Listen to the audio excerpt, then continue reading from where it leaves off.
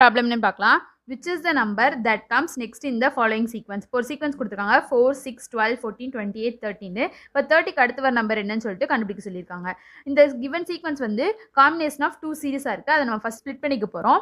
இப்போ 4 12 28 கண்டுபிடிக்க வேண்டிய நம்பர் அண்ட் 6 14 30 ரெண்டு சீக்வன்ஸாக ஸ்ப்ளிட் பண்ணிக்கிட்டோம்.